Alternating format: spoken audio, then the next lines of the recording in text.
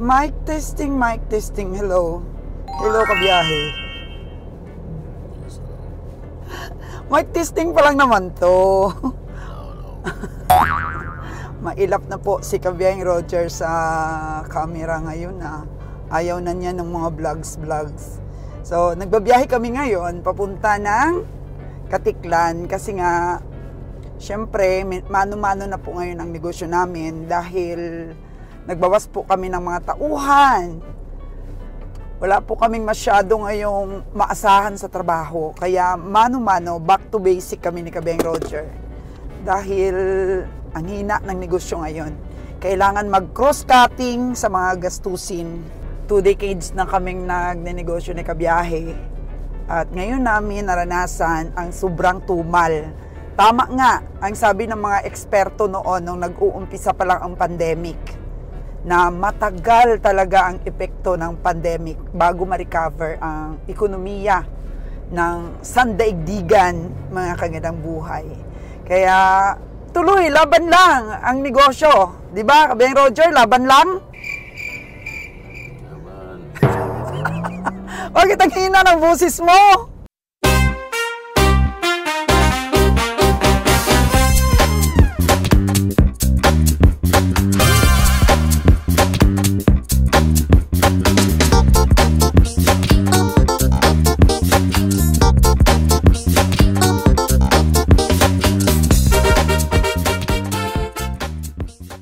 So, eto na po kami. Dito na po kami sa Buraland Cargos. Ayan, at magpapadala po tayo ng kunting bigas sa Boracay. Konti na lang po pinapatawid natin dahil nga hindi na po kagaya dati yung negosyo na malakas. Si Kabiyaheng Roger ayaw mahagip na ang kamera. Nandito pa rin po siya. Siyempre, sama pa rin natin yan. Mukhang masigla naman ang kalakalan dito ngayon sa Buraland. Ayan o, yan ang munting kubo ng Buraland Cargos. Tapos yung iba, yun, nagpapatawid ng mga grocery. Yun o, ang daming mga noodles na pinapatawid. Hindi atin yan, mga kagandang buhay. Ano yan? Iba namang grocery store sa Boracay. Pakunti-kunti na lang tayo ngayon. Magpadala ng stock sa Boracay, gawa ng halos lahat na ng mall, lahat na ng mga supermarket, parang tumawid na rin sa Boracay at nagpatayo ng negosyo. Mas blessed po yung mga nakauna ng negosyo sa Boracay. Kasi sa hirap ng negosyo ngayon, ang daming aspiring na bagong mga negosyante na magtayo ng negosyo. Yan. Kaya naisip namin ni Kabiyaheng Roger na with matching farming na yung negosyo natin, mga kagandang buhay, para sariling produkto, sarili pong benta. So ayan po ang bigas, yan po ang pinaka-best seller na Hasmin Rice. At ang ating pong supplier niyan ay King Fields Rice Solution na taga Liganis, Iloilo. May mga branches po sila sa Bacolod, sa Las Piñas, sa Davao, I think, meron din sila. Oo. Kasi nga, dati, Iloilo lang sila. Wala silang maraming mga kalaban sa negosyo or mga competitors. Pero ngayon, kailangan na rin nilang tumawid sa mga iba't ibang lugar para po sa disposal din ng kanilang mga bigas. Kasi nga, sumikip ang ating, kompetisyon sa negosyo. Kaya laban-laban lang, kahit kunting kita lang, basta meron. So, maraming nakamiss kay Kabiyaheng Roger dahil sa pagnegosyo niya sa Negros na doon na lang siya nakatutok. Abay, napabayaan niya dito yung ating mga negosyo. But now, back to basic, mga kagandang buhay. Back to basic.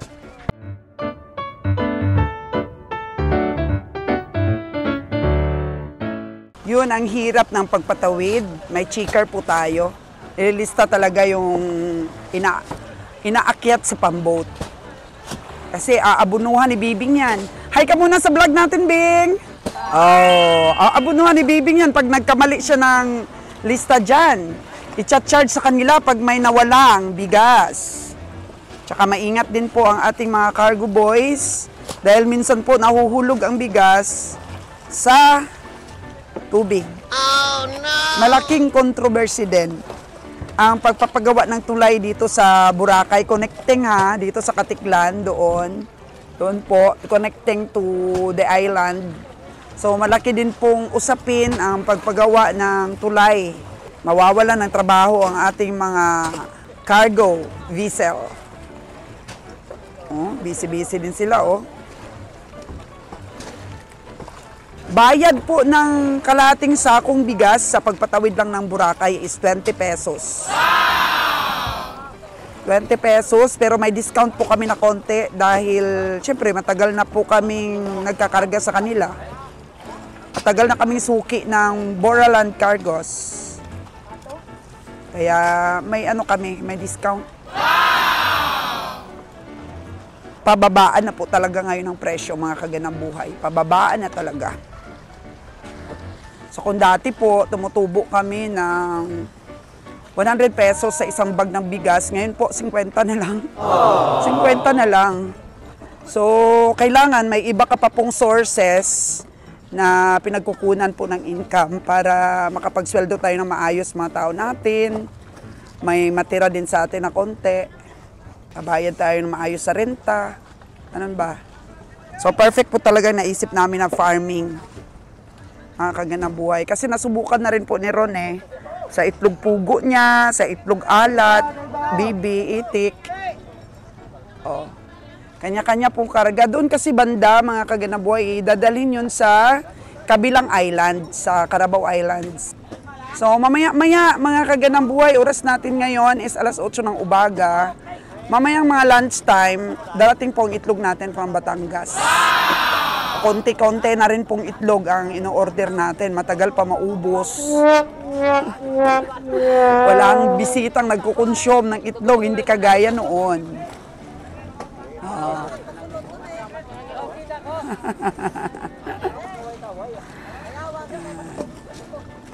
Sila yan, taga ano yan SYL.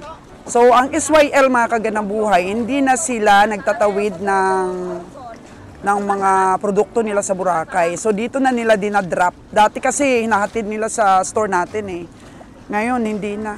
So, ito siguro sa mall ito. Para saan ito, Dong? Kanino yan? Oo. Sundays. Isa sa pinakamalaking, grocery store sa Boracay, Sundays. Tayo, maliit lang tayo, mga kaganang buhay. Dito po, ang mga negosyante sa Boracay, puro mga friendly. Kasama na po kami doon. Pero syempre, kanya-kanyang diskarte. Lalo na po sa presyuhan. So, dapat, ang gawin lang, monitoring. Monitoring lang talaga. Kami may monitoring po kami. Lagi naming tinitingnan ang mga presyo din ng ibang mga stores. Kaya, wala pong nag-o-overpricing ngayon. Hindi uso ang overpricing ngayon. Underprice siguro. Pwede. So, yun nga ang sinabi ko kanina, mga kaganang buhay. Nag-ano na kami, nagbawas kami ng mga tao. Kagaya niyan, nagsara muna yung isang store namin sa loob ng palengke para makatulong si Aning, yung kapatid ni Roger. Si Aning yan, yung nakaitim. Tsaka si Lot. Kaway naman kayong dalawa dyan, nakatutok ang kamera So, sinara muna nila yung store nila doon para makatulong sila. Ganon po kami. Kasi hindi naman araw-araw may mga darating kami mga delivery. So, nagbawas po talaga kami ng mga tao. Ganon kahirap, mga kaganang buhay ang pagpatawid ng mga produkto sa Boracay. Sa karanasan po namin ni Kabiang Roger, mga kagandang buhay, kapag dumilim po ang ating kalagayan, kailangan lang po talaga na palagpasin. Palagpasin po. Kung sa unos pa, kung masyadong maunos, huwag po tayong sumuong sa unos, kundi tumigil po tayo at pahupain natin yung unos, di ba? Para makagalaw tayo ng maayos. Bawal daw ang kamera, sabi ni Kabiang Roger. Vlog-vlog na naman ito. Kabiang Roger, pambigas-bigas? Pambigas-bigas ba? Standby kami ngayon, wala kami trabaho muna. Ay, day off, Sabado. Ayan. Hintayin pa natin, mga kaganang buhay, ang ating itlog. Sumabay naman po sa delivery natin sa bigas. Pakunti-kunti pero tuloy-tuloy ang diskarte natin dito sa ating negosyo sa Boracay. Siguro alam naman ninyo sa mga balita, mga kaganang buhay, na yun nga, wala halos bisita ngayon. O, yan. Mga cargos. Pupunta rin ito ng Boracay din. Tapos ito yung bagong tulay. Yan. Para to sa mga cargos. Tapos yun naman yung jetty port, mga kaganang buhay. Makita natin may barako doon, no? Starlight. Nakakamiss lang, mga kaganang buhay, yung Negros. Maaga pa kami gumigising para pumunta sa mga stockyard. Nakakamiss rin. So, mas ano kami dito, mas at home kami dito, mga kaganang buhay, dito sa mga negosyo namin dito. So, tinutukan namin ulit yung mga stocks dahil nakatambay na kami dito. Nag-renovate kami dahil magbibinta kami ng prutas this year end. So, marami pa rin po ako maituro sa inyo, mga kaganang buhay, tungkol sa negosyo. Tutukan nyo pa rin po yung pamimili namin ng prutas, magkano yung kinita namin sa prutas, ganun ba? So, mga basic na mga negosyo na gustong-gusto ngayon ng mga tao. Paano kumita sa simpleng paraan. Actually, nung masyado pong namroblema kami ni Kabeng Roger, sinabi ko sarili ko, maganda pa rin bumalik kami sa dati naming buhay. Yung tahimik at saka puno ng kasimplihan. Oo. Tapos sinabi ko, ayaw ko na ng maraming tao, ayaw ko ng maraming pinapasweldo. Gusto kong bumalik sa buhay na nasa kubo lang kami nakatira, ayaw ko na ng malaking bahay, ganyan. Kubo pero walang utang. Ganun ba? Kasi mautang namin. Buti pinagkatiwalaan pa rin kami ng bangko, mga kaganang buhay. Pinapautang pa rin kami para makaran pa rin yung business na to. Oo, kung wala po ang tulong ng bangko, siguro matagal na talaga kami nagsara. Buti na lang at nagpautang yung bangko. At sa tuloy-tuloy ko pong pag-vlogs, mga kaganang buhay, malalaman nyo rin talaga yung mga down moments namin ni Kabeng Roger. Yun nga ang sabi ko kanina, kapag ka nakita nating may mga badya ng sama ng panahon, ng mga dilobyo, halimbawa dito sa pagtawid sa dagat, diba, pag maalon masyado, palampasin lang natin yung unos bago tayo gumalaw. Kasi kung pipilitin natin, mga kaganang buhay, maaring hindi tayo makasurvive. Diba? Kung pilitin nating sumuong sa unos ng buhay, maaring hindi tayo makasurvive dahil padalos-dalos tayo sa mga desisyon natin. Hindi fix yung mga diskarte natin kasi nga magulo pa yung isip natin, kagaya rin po ng paglayag natin na nabalian tayo ng katig o di kaya pumalya yung makina natin. Wala tayong second option kasi mahirap gumawa ng second option pag ganun, mga kaganang buhay. Yung isipin na lang talaga natin surviving. Yung kahit mawala lahat, basta ma-preserve natin yung buhay natin. Unlike po kung pahupain muna natin, mas matalino yung mga moves natin, mga kagandang buhay. Kagaya lang po ng pag-manage namin ang problema na ginawa ni Kabeng Winnie sa amin. Oo, kasi nung unang-una dahil hindi kami sanay sa solve o sa pagharap ng mga ganong klaseng mga likramo, ay talagang ninervyos kami ni Kabeng Roger. Pero salamat po sa mga tao na nagbigay sa amin ng advice, nagbigay sa amin ng mga advices, ng mga viewpoint. At yun nga, ang ginawa namin ngayon, dalawang abogado yung tumulong sa amin, mga kaganaboy. Meron pa kaming abogado dito na malapit lang sa amin para lagi namin makakausap, ma-prepare namin yung mga kakailanganin. So, peaceful mga kaganang-buhay kasi ang ano naman kasi, ang kaso, pagka pinursyo mo yan at wala kang ebidensya na ipipresent, may ano naman yan, mga kaganang buhay. Kung sa mga announcer pa, may kapisanan ng mga broadcaster sa Pilipinas. So, ang mga abogado naman, may mga ganon din sila. May mga grupo din sila na ganyan, mga kaganang buhay. So, alam naman nila yung mga limitations nila at alam naman nila yung mga kaso na may laban, mga kaso na na hindi pwedeng tanggapin pag wala namang ebidensya. So, ang dami pong mga pampalakas loob na sinabi sa amin. Oo.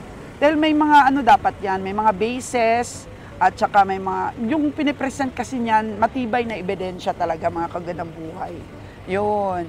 Kaya nagsuffer talaga ang mental and emotional namin ni Kabiang Roger. Mga 1 month siguro or 2 months, ganon. And ngayon, na kami, clear na yung utak namin, tanda na kami kahit ano pong mga pagsubok pa ang darating. At yun, tututukan lang namin ng simple, mga kagandang buhay, ang aming business ngayon. Dahil sa hina, kunti na lang talaga sila. Sa Boracay ngayon, 5 na lang yung ko doon. 5 na lang yung tauhan doon sa Boracay na tira, at saka yung manager, at saka yung anak ko. Dating mga kagandang buhay, umaabot ng 20 plus yung empleyado natin doon. Pero ngayon, 5 na lang, imagine. Wala na halos delivery, wala na rin halos walk-in, mga kagandang buhay. Sana dumating ang oras na bumalik ang Boracay. Oo, kasi alam niyo ang Boracay ngayon super ganda na. Ang ganda na ng mga kalsada, maliwalas na ang Boracay. Pero ang problema, sa sobrang aliwalas, wala na rin namang bisita. So, siguro nagpahinga lang Kasi ang daming ang daming mga nangyari sa bansa natin, ang daming mga anomalya. Oo. Kaya nagpahina talaga ng ekonomiya natin. At saka yung gold, mga kagandang buhay, yung gold, grabe. Grabe po ang pagtaas ng gold talaga. Yun pa naman ang hilig ko, yung mga gold. Oh. Diba, ito ang kaligayahan ko na makasuot ako ng ganito. Diba, pero naubos ko na rin ang prenda. Oh, no! Yung mga favorite ko na lang talaga yung natira, mga kagandang buhay. So, starting all over again, dahil sobrang bagsak talaga, mga kagandang buhay, yung nagsara na kami doon sa nabas namin na grocery, sa bahay namin, nagsara na rin kami. Yung natira na lang talaga, yung dito po sa Katiklan at saka doon sa Boracay. Tapos yung nabas naman dahil nagsara yung 2 store namin, yung store namin sa dugtong ng bahay, gagawin yung meat shop. Pero ngayon, talakayin natin sa ibang mga vlogs, mga kagandang buhay, kung ano na ba ang nangyari doon. Thank you so much, mga kagandang buhay talaga sa din. Grabe rin naman ang mga views natin nung namimili kami. O hindi ko na rin sukat akalain, mga kagandang buhay, na nakaya ko yun.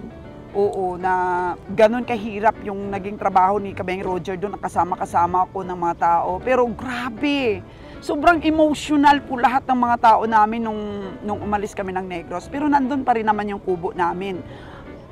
Hanggang December siguro yun, dahil nakakontrata po kasi yun hanggang December. Si Lilan na lang po ang natira doon. So, kamusta na ba ang mga kabiyahe, mga kagandang buhay? Saan-saan na ba sila napunta?